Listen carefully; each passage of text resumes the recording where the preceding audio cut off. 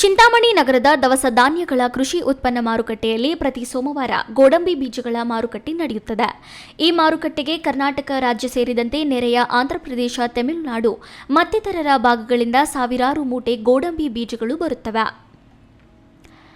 ಬೆಳಗ್ಗೆ 5 ಗಂಟೆಗೆ ಗೋಡಂಬಿ ಬೀಜಗಳನ್ನು ಮಾರುಕಟ್ಟೆಗೆ ತರುವ ರೈತರು ಮಾರುಕಟ್ಟೆಯಲ್ಲಿ ಅಧಿಕಾರಿಗಳು, ದಲ್ಲಾಳಿಗಳು, ವ್ಯಾಪಾರಸ್ಥರಿಗೆ ಅನುಕೂಲ ಮಾಡಿಕೊಡಲು ಅವರೊಂದಿಗೆ ಶಾಮೀಲಾಗಿ ನಿಗದಿತ ಸಮಯಕ್ಕೆ ಹಾಜರು ಪ್ರಕ್ರಿಯೆಯನ್ನ ನಡೆಸದೆ ತಮಗೆ ಇಷ್ಟ ಬಂದ ಹಾಗೆ ಮಧ್ಯಾಹ್ನದ ಮೇಲೆ ಹಾಜರು ಪ್ರಕ್ರಿಯೆ ಆರಂಭ ಮಾಡುತ್ತಿರುವುದರಿಂದ ರಾತ್ರಿ 10-11 ಗಂಟೆಯಾದರೂ ಹಾಜರು ಪ್ರಕ್ರಿಯೆ ಮುಗಿಯದ ಕಾರಣ ಅನ್ನ, ಆಹಾರ, ವಸತಿ, ಕುಡಿಯುವ ನೀರು, ಶೌಚಾಲಯ, ವಸತಿ ಸೌಲಭ್ಯವಿಲ್ಲದೆ ಪರದಾಡುತ್ತಿರುವುದಾಗಿ ದೂರದ ಊರುಗಳಿಂದ ಮಾರುಕಟ್ಟೆಗೆ ಗೋಡಂಬಿ ಬೀಜಗಳನ್ನು ತಂದ ರೈತರು ತಮ್ಮ ಅಳಲನ್ನು ಮಾಧ್ಯಮದವರ ಮುಂದೆ ತೋಡಿಕೊಂಡು ಅಧಿಕಾರಿಗಳ ಕಾರ್ಯವೈಪರ್ಯದ ವಿರುದ್ಧ ಜಿಲ್ಲಾಧಿಕಾರಿಗಳಿಗೆ ದೂರು ನೀಡುವಾಗ ತಿಳಿಸಿದ್ದಾರೆ.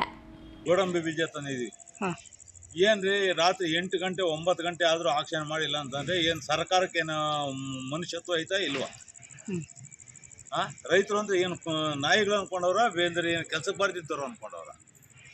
ಯಾಕೆ ಮಾಡ್ತಾ ಹೋದ್ರ ಆಕ್ಷನ್ ಏನು ಅಂತೇಳಿ ರೈತರಿಗೆ ನಮ್ಗೆ ಗೊತ್ತಾಗ್ತಾ ಇಲ್ಲ. ಅವ್ರ ಮಂಡಿಯವ್ರಿಗೆ ಗೊತ್ತಾಗಬೇಕು, ಇಲ್ಲ ಅಂತಂದ್ರೆ RMC ಅವ್ರಿಗೆ ಗೊತ್ತಾಗಬೇಕು.